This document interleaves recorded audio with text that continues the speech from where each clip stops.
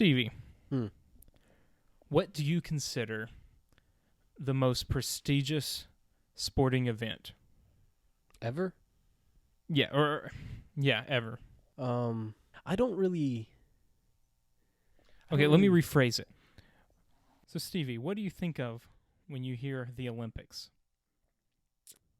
Well, first things that pop into mind are the Olympics with the multicolored rings and Michael Phelps, kind of.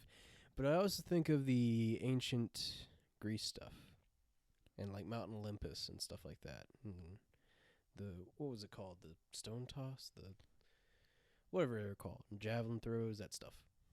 Let me ask you this. Do you think of dehydration?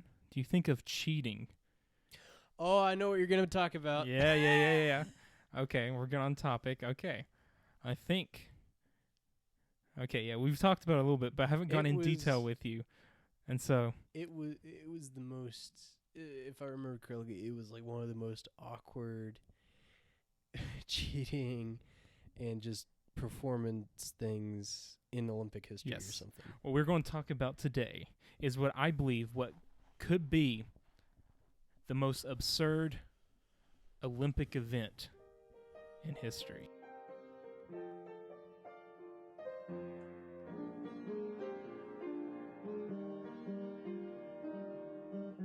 You are listening to Yes, That Really Happened, a semi-weekly absurd history podcast. We are your hosts, Joshua and Steven. And on this week's episode, the 1904 Olympic Men's Marathon. But before we get into that, some context. The 1904 Summer Olympics in St. Louis, it was the third of the modern Olympics, or as the big fancy term goes, Games of the Third Olympiad, as it's formally known. It is the first Olympics to be held outside of Europe in history. When the Olympics were rebooted in 1896, they were held in Athens, Greece, and then in 1900 they were held in Paris, France, as part of the Paris Expo that year. Cool. So I sometimes forget when the Olympics started back, because I know they started a long time ago. Well, they were first, conceived of in Greece, in ancient Greece, long time ago. But it was really, it didn't become what we think of now till a lot later. Really, probably only in the past 50 years has it kind of morphed into what we view the Olympics now. As we'll find out, these early modern Olympics are really the Wild West of sporting events. They didn't really have the best of the best, and they didn't really have too much rules or anything in them. They certainly, I don't want to underplay any of their athletic prowess, but they most certainly did not have the rules and regulations that we have now, as we will find out very soon. But the pressures, they're high. I really want to set the stage. They are high for the U.S. in 1904 for a number of reasons. First, that Paris expedition that happened 1900, 4 years prior, it really kind of flopped. It failed to get the world's attention as Greece's. And on top of hosting the Olympics in St. Louis, it's also hosting the World Fair to celebrate the 100th anniversary of the Louisiana Purchase. In fact, these Olympics were supposed to be held in Chicago. Chicago won the bid for them, but St. Louis was going to be St. Louis would be hosting the World Fair that year, pretty much around the same time, and so Chicago kind of got the short end of the stick. They decided, how about we just move the Olympics over from you, Chicago, give it over to St. Louis since it already has this big thing going on. Wasn't that before Chicago burned down, or was that after? After. The Great Chicago Fire was October 8, 1871. Stevie, you silly man, everyone knows that. You know what? I'm just going to edit in the right answer right now to make me sound smart. Keep the what you just said. No. None of this is going to make it in. No. What about my question for Chicago? Was that before or after Chicago burnt down? Yeah, and I'll edit me in with the right answer to sound smart. Because at one point the Chicago was made mostly out of wood, and it was burnt down because of a, as far as I know, a lamp in a farm actually, was knocked over by like a cow, and then the hay around it got fire, and then everything else caught fire, and it was like a... The main thing I know about the Chicago fire involves involves Dwight L. Moody. He was preaching a sermon one Sunday. I think it was a Sunday evening. I can't remember which. But he did not. He really preached the law, so that people would feel convicted of their sins. But didn't, from what I understand, didn't really touch on the gospel too much. Didn't really give them opportunity to believe. He wanted them to go home and think about it.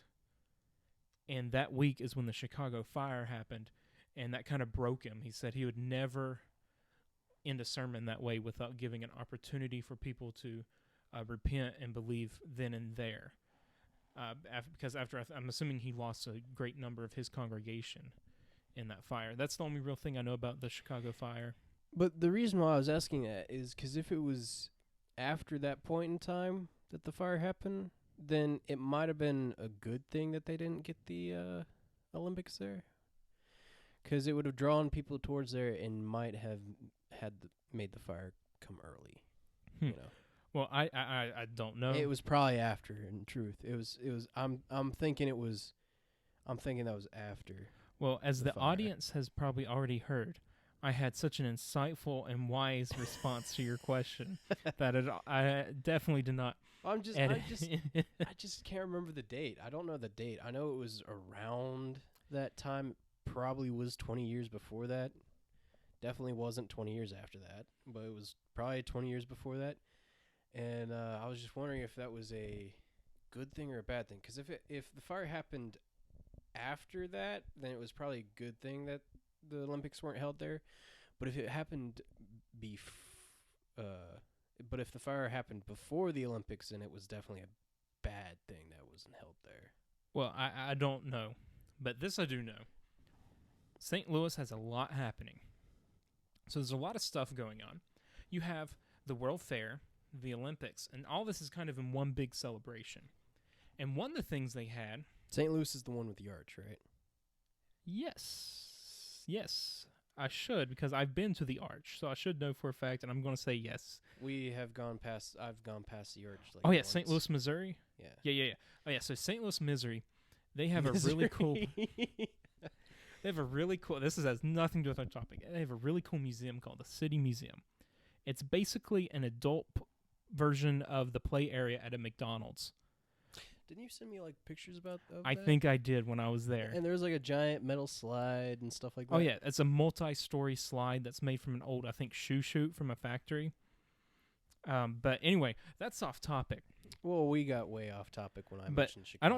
I don't know if the City Museum was around in St. Louis then, but you know what was around in St. Louis then as part of this expo? The Anthropology Days, where, I wonder if you can get an idea of where this is going, where they attempted to prove the supposed superiority of the white man by having whites, Africans, Native Americans, and Asians all compete against each other in totally not rigged and totally fair events. And that's clearly evil, clearly awful, but not to throw St. Louis under the fire, Paris had a pretty much similar thing 4 years prior when they had the Olympics and the Paris Expo. They had human zoos. Oh, well, at around that time, This is going on the internet. I know, but around that time they had the carnival of when the carnival came to town, they had what was called the freak show.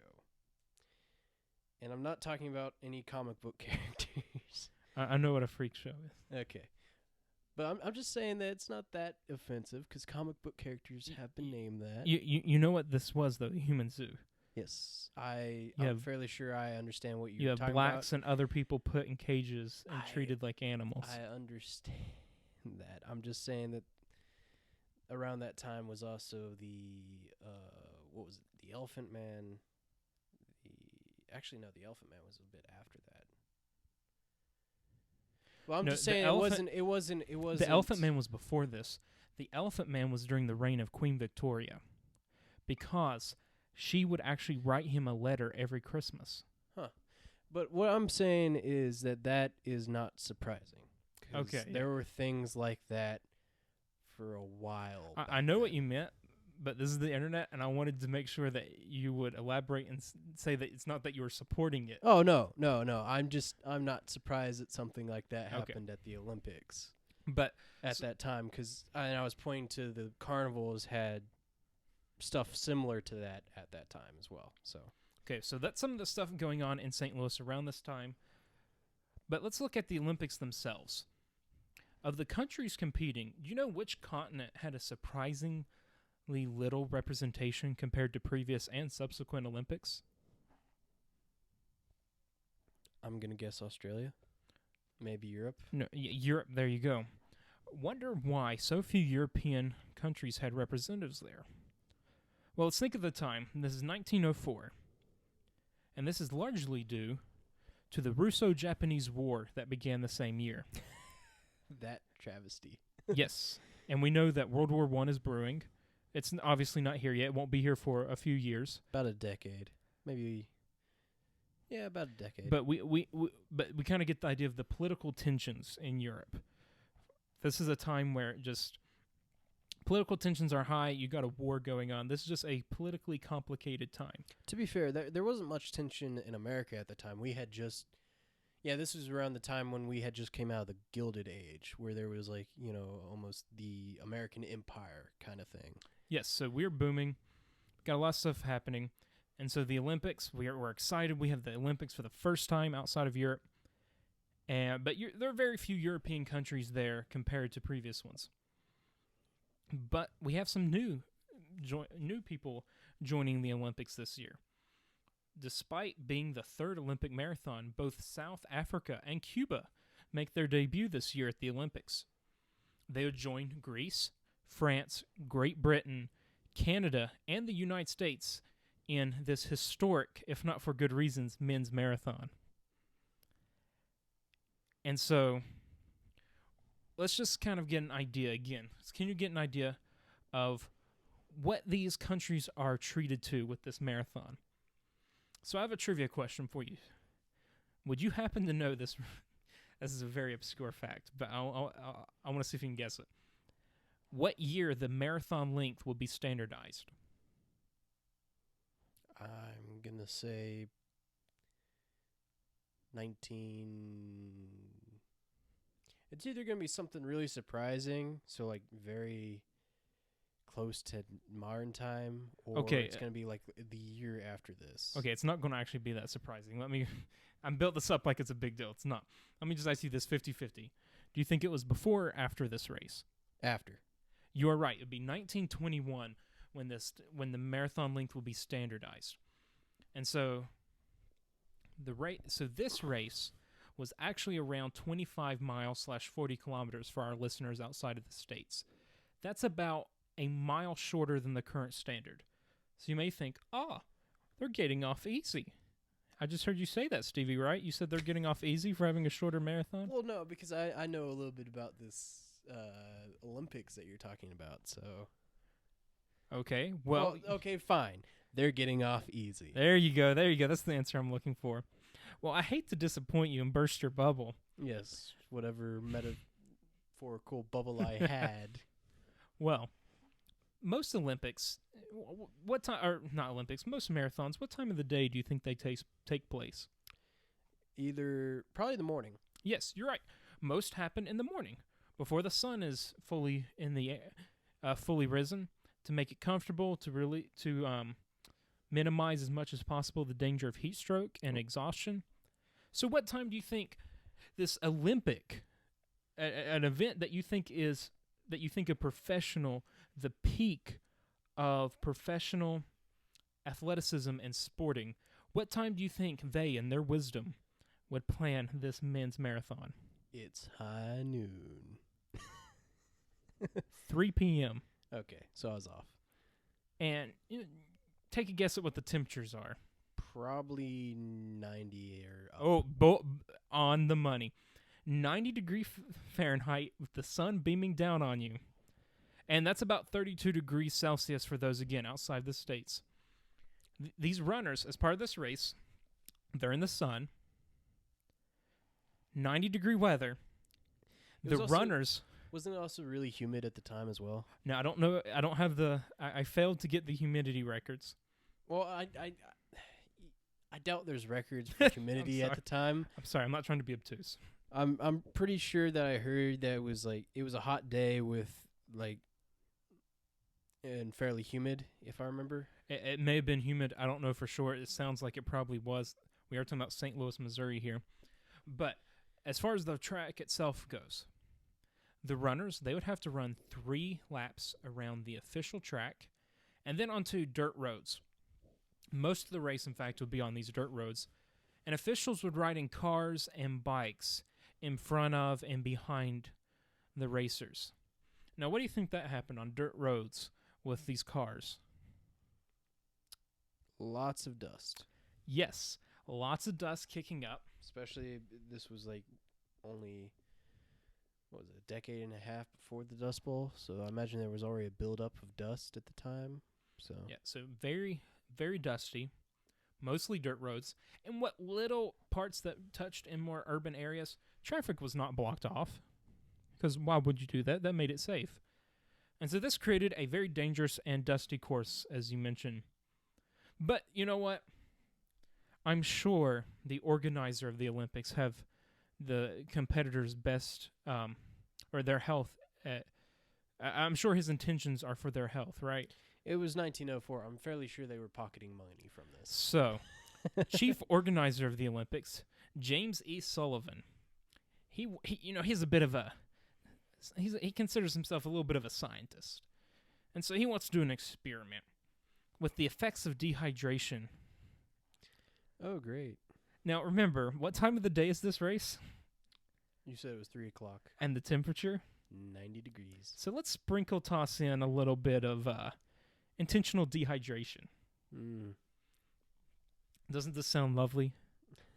Now, remember, on the bright side, this is a mile shorter than a marathon would be today. Okay. So, if that makes up for it. In fact, there would only be 2 water. It really doesn't. There'd be 2 water stations for all 25 miles, and they'd both be close to the beginning, exactly at the 6-mile mark and the 12-mile marker. And when I say a water station, I mean there's a well. Oh, so you get the stagnant water from a well in the middle of the city. Yeah, there's no problem with that. Not at all. So let's just recap. 25 miles of mostly dirt roads, 90-degree weather, with only 2 water stations. So we see the context, we see, kind of the details of the events. Now it's time to meet our competitors. 32 competed, but guess how many finished? Probably like 5 or 6, I don't know. Okay, well, you know what? It's more than that. 14 finished of the 32 competitors. To save time, less than half. Yes, less than half. And we're only going to, for time's sake, talk about the finishers. From South Africa. And I really apologize, ladies and gentlemen from South Africa. I do not know how to pronounce these names, and I could not find any help online. Well, you could all... Never mind. We have, I think his name is Juan Mashani and Lin Tao. Both were only in town for the World Fair. They didn't originally come in town for the Olympics. They came in town for the World Fair, but they were both experienced long runners because they were long runners and messengers in the then recent Boer War. Boer War? B-O-E-R. Boer? I don't know. Well, it's close enough. How about All right. that? And in fact, the second one I mentioned, Tao, he ran barefoot. And so those are some of our new representatives in the Olympics from South Africa. And then we also have this man from Cuba. The Cuban one I know. Yeah. He's the one that I recognize from this story. And Darren Carvajal. Carvajal is easily recognizable in photographs from this event for his dress. He ran in dress pants, cut into shorts, a nice billowy shirt, dress shoes, and a newsboys type style of cap. That's a very distinctive dress. Yes, and we'll touch on in here in a little bit why he's wearing this distinctive outfit. Style of clothes. Yes. But now, we also have from France, Albert Corey. And now Corey wasn't without controversy either. Because when he arrived at the Olympics, he didn't have the proper documentation, or something happened with the documentation. And so because of this, he was accidentally listed as an American runner during the Olympics. Poor France. And then representing Greece, and thankfully we're having a stretch with very little drama. Representing Greece, we have Dimitrios Valouis. I apologize for butchering that. Christos Zekortis and Andrew Ikanamu. And then the finalists from the United States are, and none of these are in any particular order, by the way, Thomas Hicks, John Forla, Arthur Newton, David Neeland, Frederick Loors, Harry Brawley, Sidney Hatch, and Harry Devlin. So that's our cast of 14 of the finishers. And let's dive into one of these guys, because one of these men, there's a few of these that are expected to do very well. There's some high hopes on some of these men. Was there betting during the Olympics at this time? You know what? I do not know, but we'll touch a little bit on betting here in a minute. But some high hopes were for Frederick Loors from the USA. You know, he's a good old American boy. He did his training at night because he worked as a bricklayer during the day. Just you have that inspirational story of this man who had to train at night. Now, clearly, this being an inspirational American hero, you heard his name growing up, right? For his heroics. Well, what was his name? Frederick Loors. No, I have never heard of him. Well, you know, that might be for a reason, and we'll delve into that. But he's expected to do pretty well. But you know what? I'm guessing, unfortunately, his training wasn't quite enough. Because as the race starts, and he reaches around the 9-mile mark, Loors suffers cramps, and he drops out of the race. And then he's able to hitch a ride in one of the stadium cars, because, you know, I mentioned there's officials and cars driving around. And that's where he gets in for the rest of the marathon, this car. Well, at least he was supposed to ride in the car for the rest of the marathon back to the stadium. See, during the drive, Loors really enjoyed waving at the spectators. And he really enjoyed the fanfare of it. So, Stevie, when at around the 19-mile mark, when the car breaks down, what do you think our man Loors does? Continues on without it. Of course. He gets back into the race, right back onto that horse, and he starts running. And so he is running. He's determined. He's enjoying the fanfare. He is going to take home the gold. And would you be surprised who crosses the finish line first? The guy who cheated. Well, you're right. It is Loors. He crosses the finish line first, and he gets there. I've lost my notes. Here we go. He, unsurprisingly, Loors crosses the finish line first. The crowd goes crazy, of course. An American wins the first American Olympic marathon. What a go. Just what an American triumph. The then President Theodore Roosevelt's daughter, Alice Roosevelt, comes down, photographed with our American hero, Loors, and they're about to hand him the gold medal. But guess what? The truth gets out. Our man cheated. So how do you think the Olympic Committee responds to that? To be fair, at the time, I wouldn't have been surprised if they shot him. Well, okay. For the time. I know they didn't, but I said if I wouldn't be surprised if that would have That's happened. a bit extreme. I know it's extreme. I'm just saying I wouldn't be surprised for the time. What is your thought of, 1904 America? We weren't that lawless.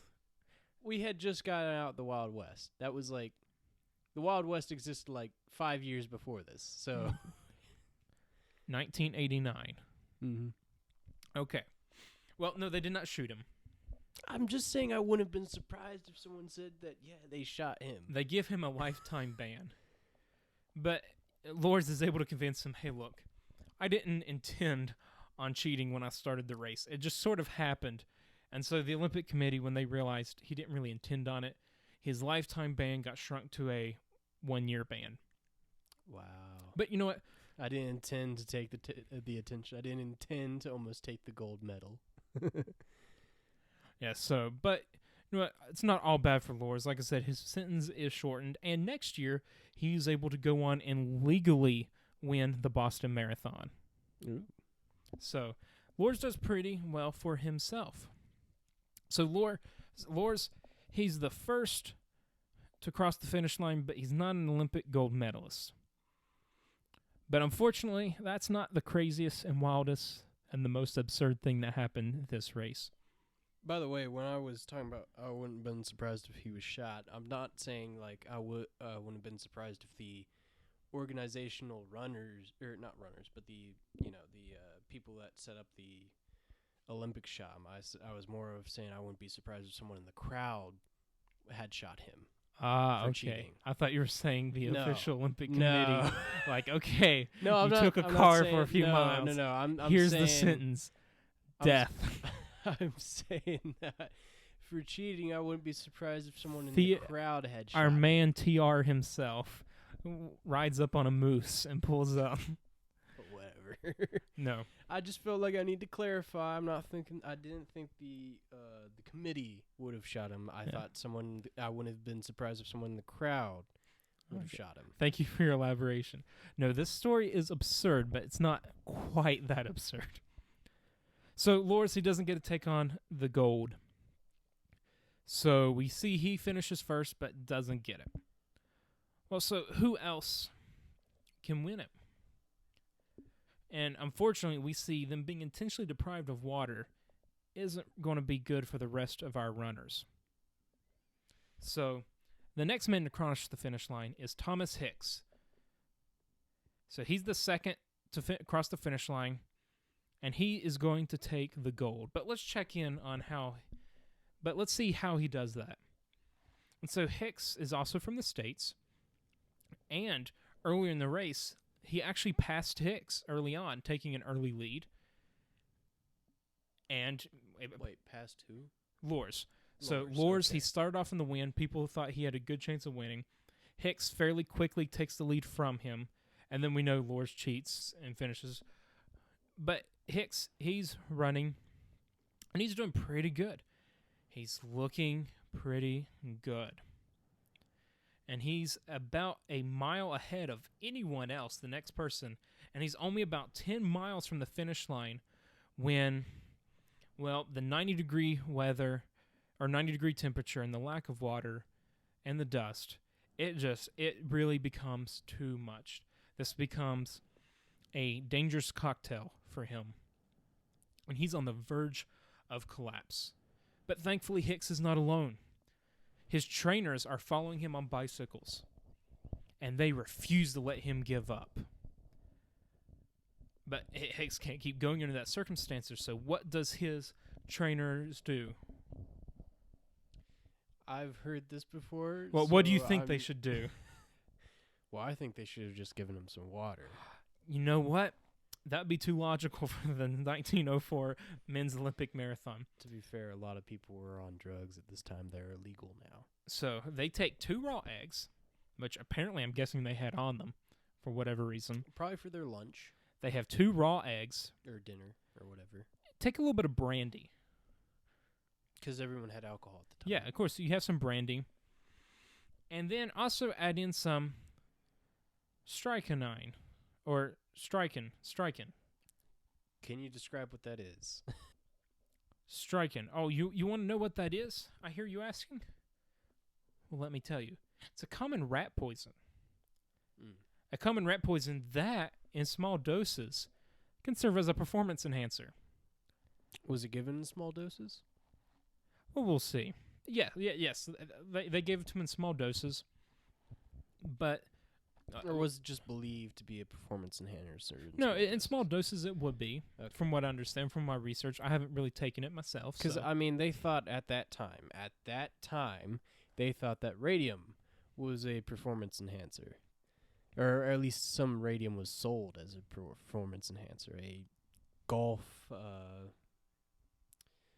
tournament winner, whatever, champion, lost his jaw because of he always drank a radium solution before golfing.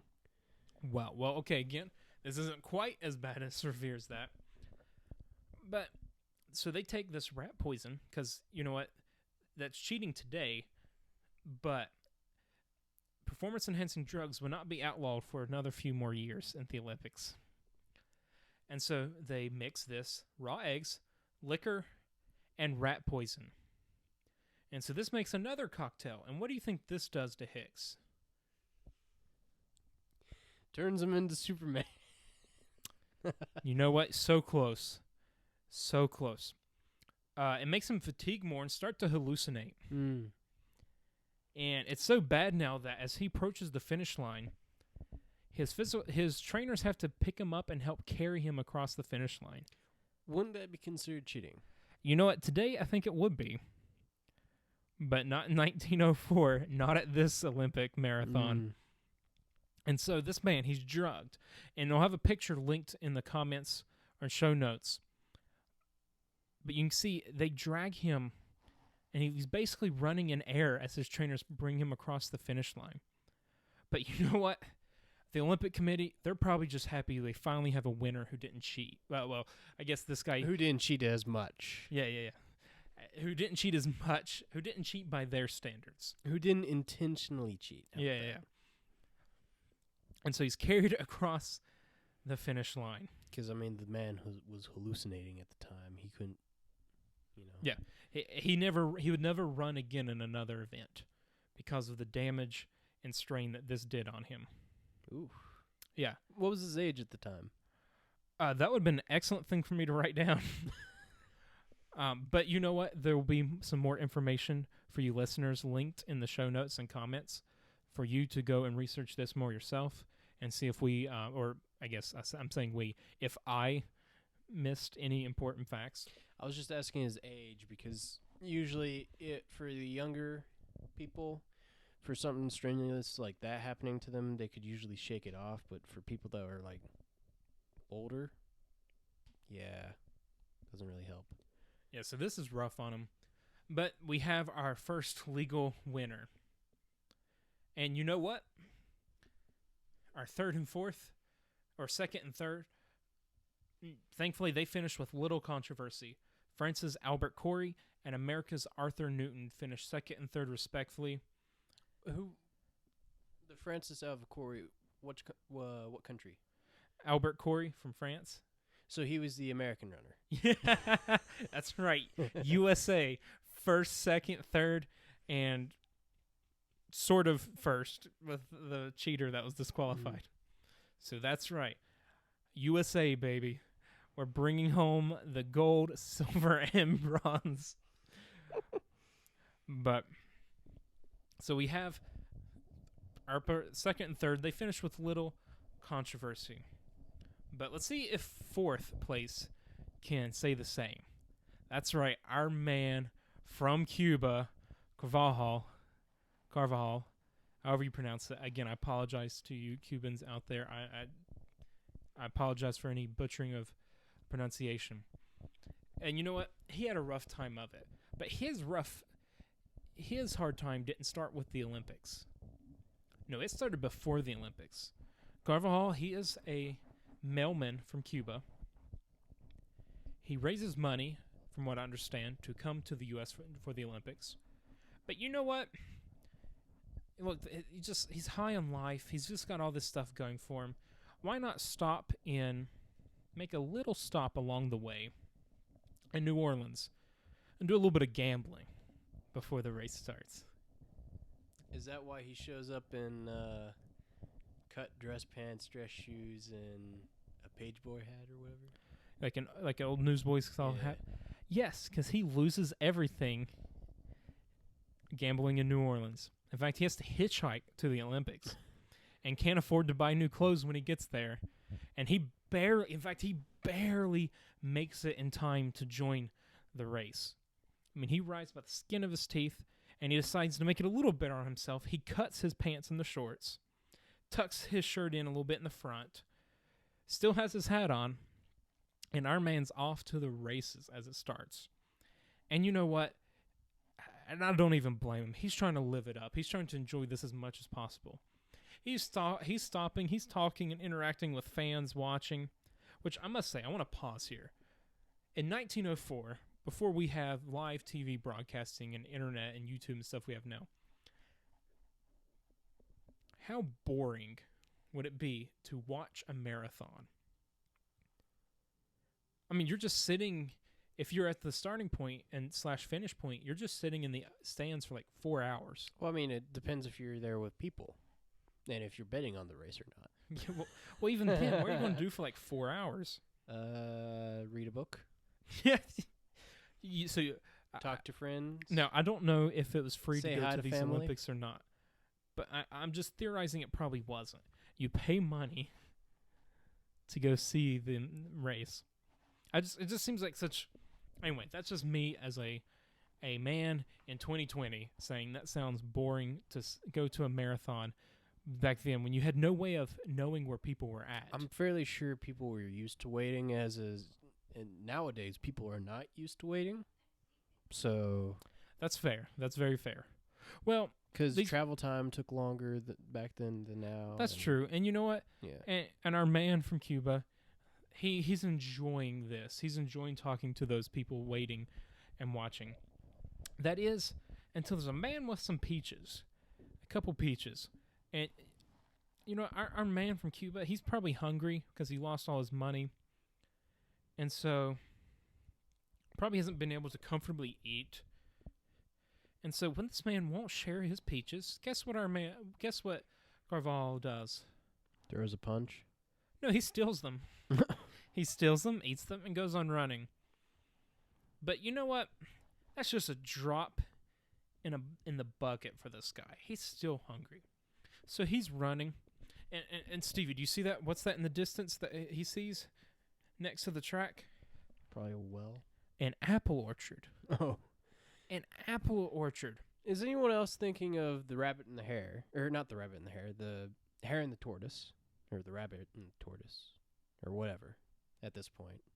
Rabbit and hare's the same thing. I know it is. That's why I changed it.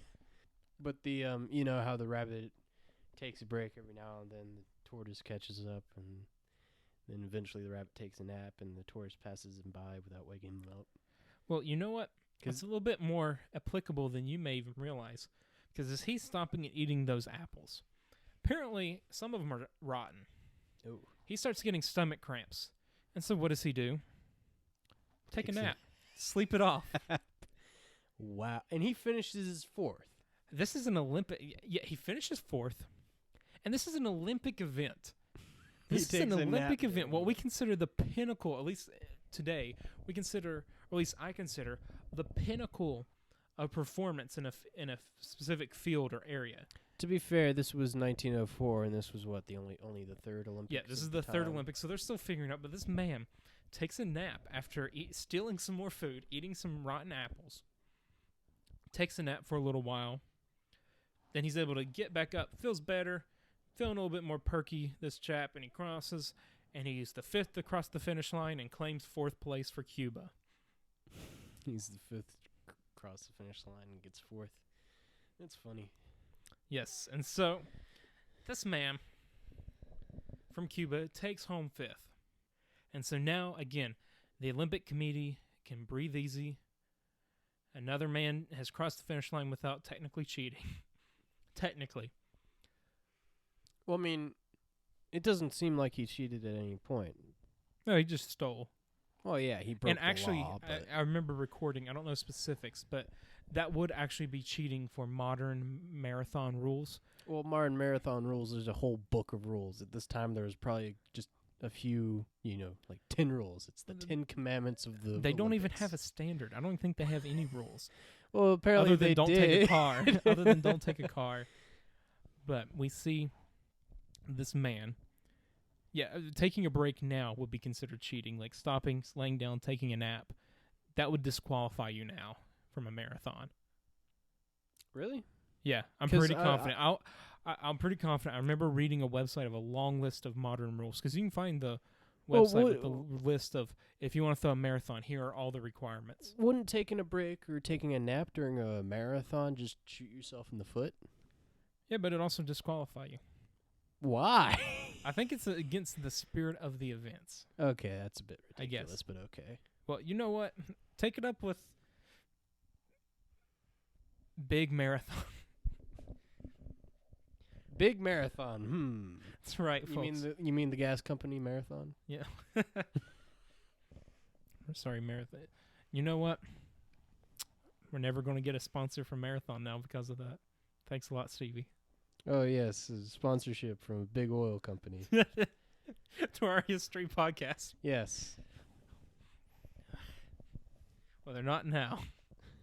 Well, anyway. So far, it's looking good. And surely the drama's over, right?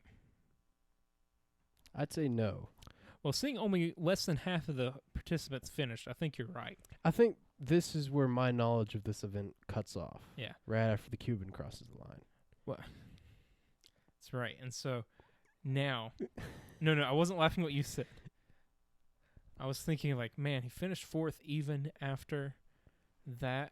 They should nickname him the Cuban Missile. And so after this Cuban Missile crisis is over, I'd say the Cuban hair because that makes more sense. There you go. Well, anyway. I mean, I get what you're referencing, but it's just it doesn't really click with the time. Hey. Okay, I'm whatever. right. I'm just kidding. I'm kidding. No. It doesn't work well. But you know what? Let's get off this. Let's check in with our representatives from South Africa. Let's see how they're doing. And so, from South Africa, Lin Tao, he's also expected to do very well. His exploits as running in the war is pretty legendary.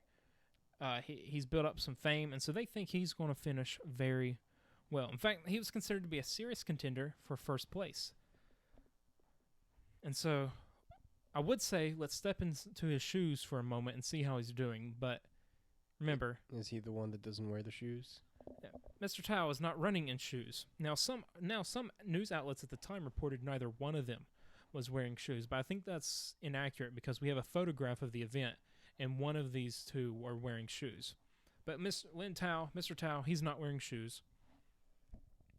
And neither does he seem to need them. He gets off to a great start, and both Lars and Hicks get an early lead ahead of him, but you remember, as you talked about with the tortoise and the hare, this isn't a sprint after all, it's a marathon. So slow and steady wins the race. Well, I mean, you would think that, as long as, nothing unexpected happens, like, say, a dog chasing you over a mile off course, right? This is ridiculous. So what happens to our man, Mr. Tao? Well, around in between the 10 and 15 mile marks, something unexpected happens. A wild dog sees him and apparently loses it and chases him around a mile off course. Now, that sounds absurd, but I can't help but respect this man in barefoot on dirt roads, or I'm assuming he may not even be on roads at this point, being chased by a dog. This man barefoot outruns a dog for over a mile, then gets back on track.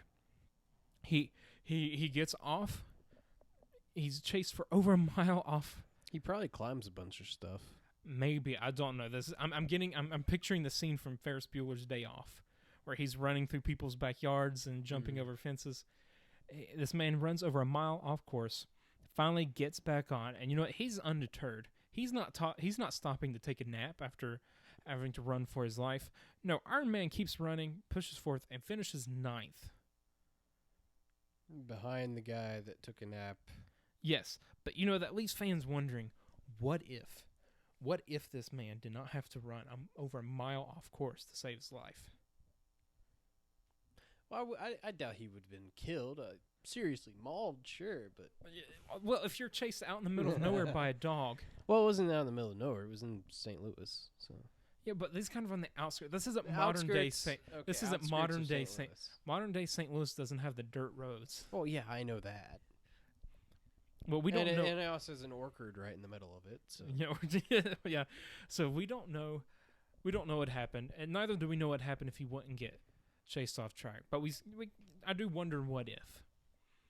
But you know what? After several hours, the race is over. The race is over, and thankfully, as far as the 14 finishers go, there are really no more controversies for them. And in fact, the final results for the 14 finishers are, and I'll read through them here for us. Number 1, Thomas Hicks of the USA. Number 2, Albert Corey from France / the USA. Arthur Newton from the USA as number 3rd. 4th, number 3rd. I'm sorry. You want to tell the rest of the story here, buddy? 4th was the Cuban. There you go, Carvajal. He is 4th. Demetrius from Greece is 5th. David Neeland is 6th from the USA.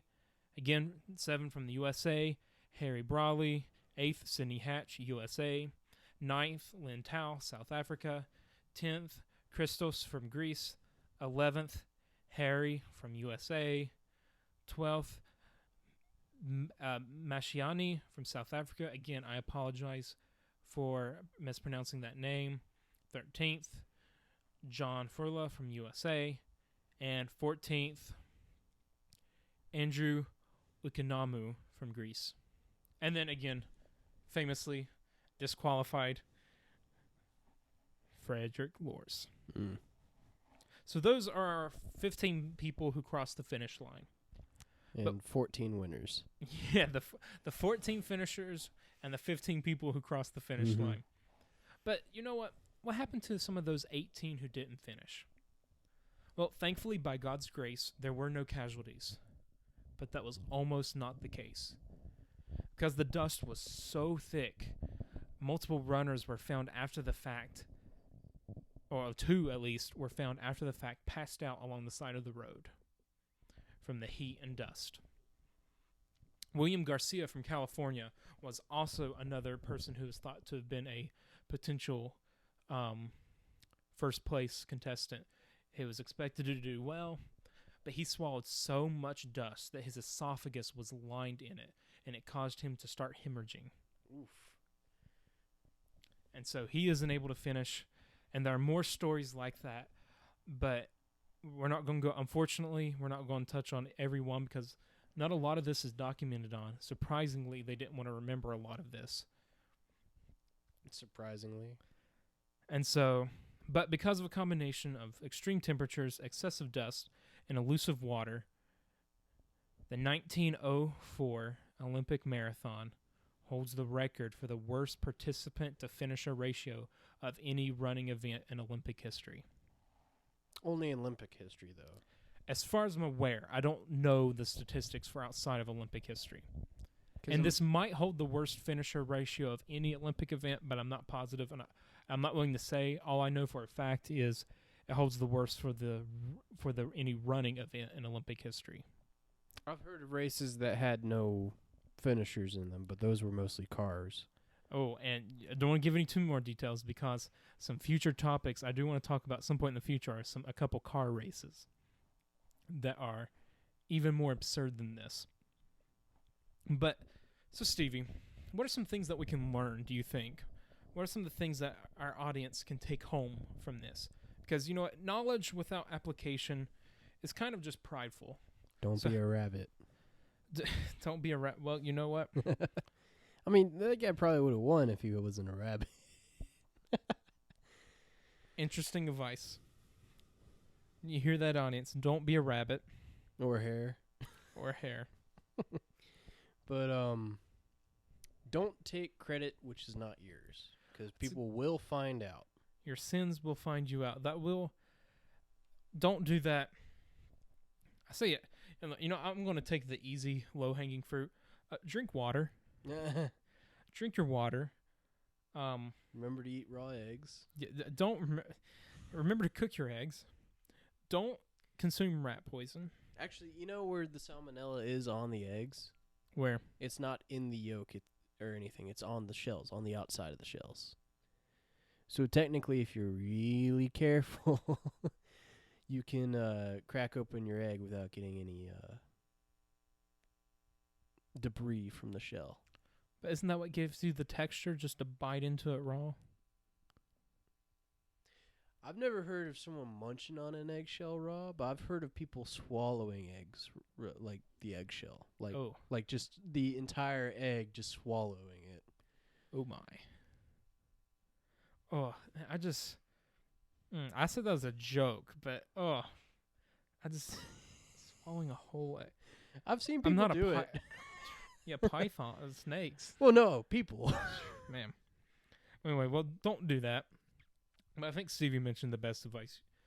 Don't cheat. Sometimes it can be real easy. I mean, sometimes it may be like, yeah, my car broke down right outside the Olympics. Let me just enter back in. Don't take it. It's not worth it. Those are some big ones. Also, just, again, try your best. Stay hydrated. I don't know. Well, I mean, the Cuban guy probably was just in it for fun. Yeah. It kind of seemed like he was just in it for fun. It very much seemed like he was having a holiday. And I think a lot that we have is actually from his perspective. Because No, I'm getting that confused. Never mind. Hicks, the man who took the drugs, he actually wrote a book about this.